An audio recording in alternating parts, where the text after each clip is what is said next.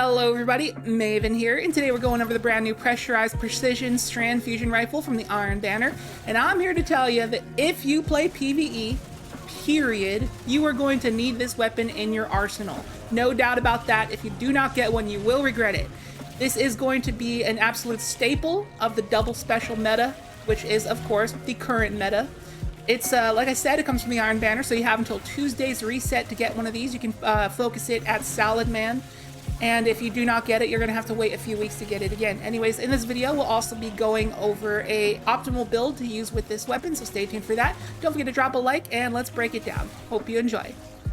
So as you can see by the background gameplay, the big reason why this is going to be an essential weapon to have is because it literally has infinite ammo. And this is because of a new perk added this season called Discord. It kind of acts in a way like Harmony, because you know, like with Harmony, you have to get a kill with another weapon, and then when you swap to this one, you get a damage boost. It's the same way, but instead of a damage boost, your final blows just refund ammo.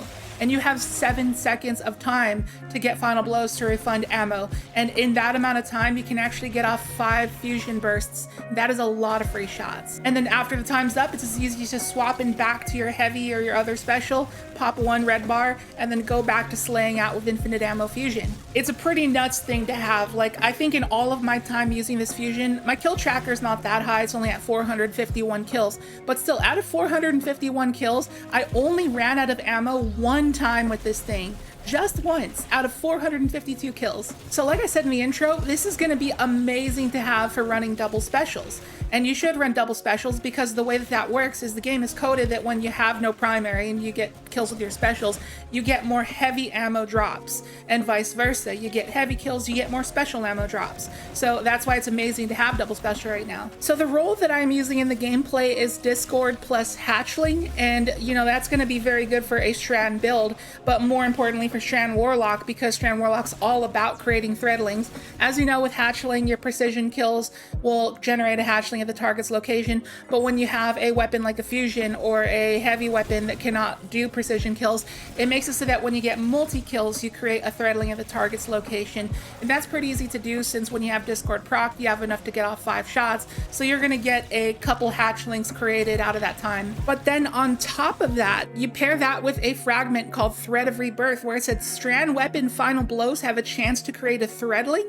It almost makes it so you just create a threadling on every final blow with this weapon, and even some final blows will generate 2 threadlings. It's pretty nuts. So then when you pair that along with Thread of Evolution, where threadlings travel further and deal more damage, it makes it so much stronger. And there is actually one more role of the Pressurized Precision that I wanted to at least acknowledge in this video, and that's going to be Discord plus High Impact Reserves.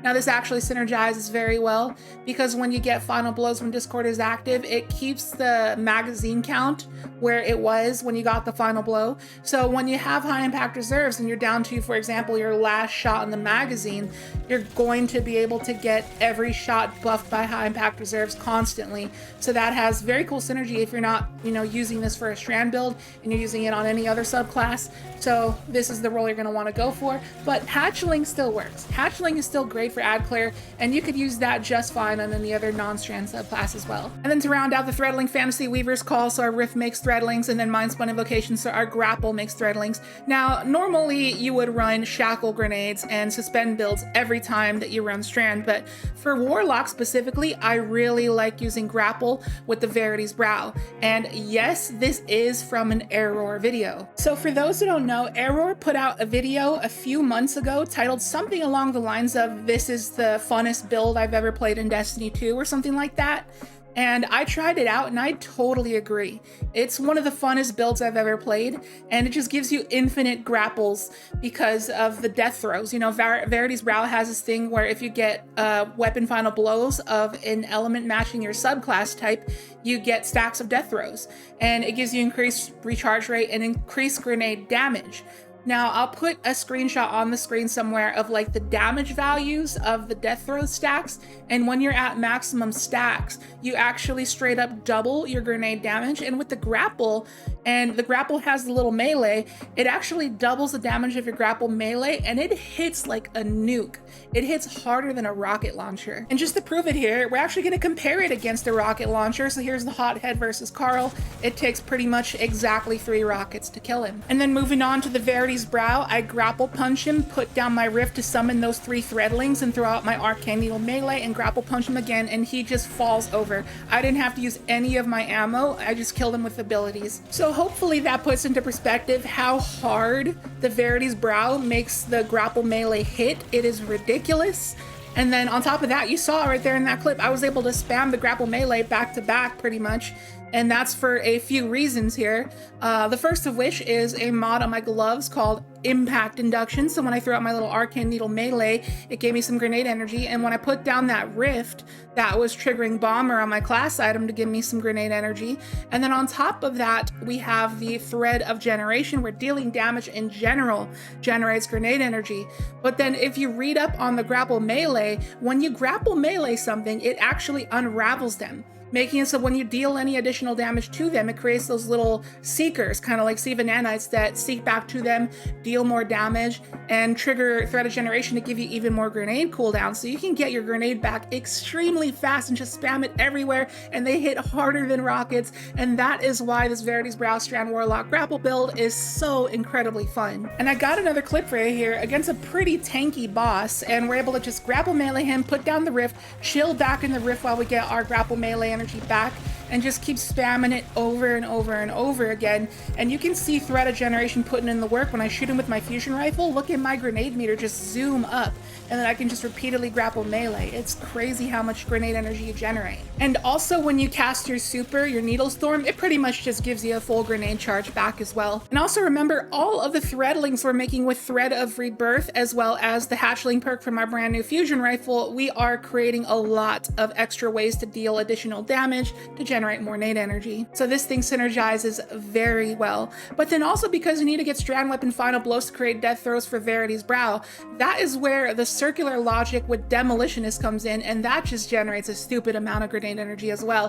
Synergizes very well, but honestly, I think this is a little bit overkill, because all you really need is just strand weapons for the Verity's Brow, and you generate plenty of grenade energy. So in all honesty, I would actually go for a circular logic with Envious Assassin plus target lock. So it's like a damage roll, and you can overflow that magazine. And because of the fact that you're always swapping to your pressurized precision and getting so many kills with it, 5 kills in a row, and then swapping back to your heavy, it's going to be overflowed like crazy from the Envious Assassin. So that is why that is a roll I'd recommend. And you can farm that from the Zephyr Concourse when Terminal Overload is there. Now, because our fusion and our machine gun are both add clear weapons, I mean, unless you get the Envious target lock roll in the circular logic, we're going to need some kind of weapon to do some actual damage, some DPS to a boss.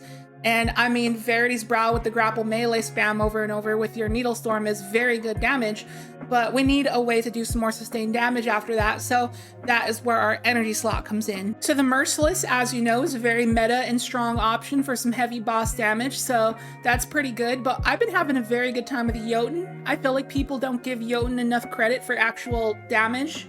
And if you're an OG to Destiny 2, you've been playing for years, you might have seen Redeem's exotic testing against Callus from the Leviathan raid, and they had a super free one phase with Jotun, and it's been nothing but buffed since then. So it's a very strong option. Telesto's very good as well for some good sustained damage because it's got deeper pockets. Fourth Horseman's not that bad either, since you know, you're grapple meleeing straight up into the face of a target, and while you're up there, you might as well, you know, burst your Fourth Horseman at them. And the bad thing about it is that it takes long to reload, but that is where the Thread of Ascent comes in, so that you activate your grapple, your grenade ability, and it'll instantly reload your equipped weapon. So that, being able to spam 10 shots back to back with the Fourth Horseman in addition to a super strong grapple melee is pretty strong. But then if you actually wanted to run an exotic in the heavy slot, you can put on something like a Philo, or like some kind of sniper that has like triple tap or 4th times the charm for sustained damage, and then run a heavy, like, I don't know, a Leviathan's Breath for sustained damage, or maybe something like a Xeno, which is good for proccing the Discord perk. There's also more strand options, like there is the Thin Precipice, which as you can see also gets hatchling, and I believe it also gets chain reaction in the first column, so it's good for ad clear, but also good for major damage because it is a vorpal or a vortex frame. So that's okay, but then there's also some more weapons, strand heavies that I do not have. So we'll go over to collections here so I can show you. So there's the Corax's Distressed Strand Heavy GL from Root of Nightmares, which I actually do not have, and I really want to try out with this build because Heavy GL just got a buff recently, so they can do some decent boss damage when you pair it with certain things. And it also has some pretty good ad clear options. It's a 150 RPM, so it's very good to spam. And then on top of that, there is also a new Strand Linear Fusion Rifle, so you can keep rocking Verities, but also have sustained damage. This is from Gambit. But to be completely honest with you, you really don't need a Strand weapon in the heavy slot. This is literally just for consistency for general play with the Verity's Brow. But like the Pressurized Precision does all the work for Verity's Brow. Like you don't need to worry about having a Strand heavy. So you can really use whatever heavy and special slot you want. So if you wanted to go with one of the new bait and switch rocket launchers, that is perfectly fine. And I want to make one thing clear, that I would actually not run Threat of Ascent unless I was running a weapon that really benefited from it, you know, like the Xenophage or a rocket launcher or the Fourth Horseman. So I would actually go with Threat of Propagation so that our arcane melee final blows give us unraveling rounds, and that's very good with our fusion rifle so that we can generate more grenade energy there. There's also other options like Thread of Finality as well as Thread of Warding if you want that woven mail. Now stat wise, I would go double hundreds in resilience and discipline, and then I would invest as much into recovery as you can. Try to get to 100 if you can. Always, no matter what you do in Destiny 2, always run a minimum of 3 intellect or else you get a huge penalty. After that, invest into as much strength as you can. Now onto the mods, we got Heavy Ammo Finder, Strand Siphon, Hands On. Now Hands On is a little bit weird. It's a little bit of a gray area. The only reason I have it is because if you look at the artifact this season, there is authorized mods melee. So that makes it so you can actually afford to put it on your armor, but if there's a grenade one, I do that instead. So it's hard to tell really if it counts, if the grapple melee counts towards hands-on or not, because it counts towards heavy-handed. So if you put on firepower, it makes it so your grapple melee final blows will generate an orb. But if you took off firepower and you put on heavy-handed, you would still generate an orb. So it counts for either. But when you have both on at the same time, they don't stack. You won't generate 2 orbs. Only one of them will work, but both of them work. So that is why I have the impression that hands-on will work, but I do not know for sure. So moving on, we got impact induction, like we said before. So the melee gives us grenade energy, and then we have the bolstering detonation. So our grapple melee will give us rift energy, and the rift is very important to proc bomber and outreach to give us grenade and melee energy. And then we have Reaper, so that our rift is going to make it so our next weapon final blow makes another orb. And the orbs are important for only stacks on stacks and strand weapon surge, so that our fusion and our heavy does more. However, if you were deciding to run a heavy that was not strand, then I would actually recommend going with something like Recuperation and Better Already or Absolution. This is only because I'm running double strand weapons. So because of double strand weapons, we have strand reserves as well as strand scavenger. And then for more resistance on top of my 100 resil, I got melee damage resistance because we're always going to be in close proximity with those grapple spams. And then the concussive dampener. Now the only artifact mod you need to worry about here is improved unraveling. It increases the amount of damage dealt by unraveling. And remember, we cause unraveling by doing our grapple melee punches, as well as threat of propagation is going to give us unraveling rounds. So that is very good for damage. So I like how this was supposed to be a fusion rifle video and it morphed into a full-on Verity's Brow build video, but what can I say? It's an extremely fun build and this fusion rifle fits it perfectly. And again, all credits goes to Error for the Verity's Brow Strand Warlock build. I will link it down below if you want to go and check it out. If you are not subscribed to Error, you definitely should be. If you enjoy this channel, you'll definitely enjoy Error's. We both do a lot of build videos for PvE. So as always, I'll leave a dim loadout link to this build down below in the description and the pinned comment if you'd like to give it a try, and share it with a friend who may or may not be a Warlock main, because even if you're not a Warlock main, if anything's gonna make you become a Warlock main, it's gotta be this Verity's Brow build. Trust me, it is a blast to play. I've been constantly surprised at how strong this build is as well. I had another clip against Charles that I didn't put in the video, but I actually did a damage comparison against Charles with the Hothead, 10 rockets from the Hothead, as well as that clip I did with the no backup plans plus Legend of Acarius against Charles as well. And the Verity's brow really competes. It really competes with the top dogs somehow with the grapple. It's just stupidly strong. So anyways, thank you so much for watching the video. I hope you enjoyed it. If you did, be sure to hit the like button and drop a comment, because interacting with the video in different types of ways like that really helps it out. It helps the algorithm, and I greatly appreciate it. If you're new here, consider subscribing. Would love to have you here. And with that, I'll catch you in the next video. See you later.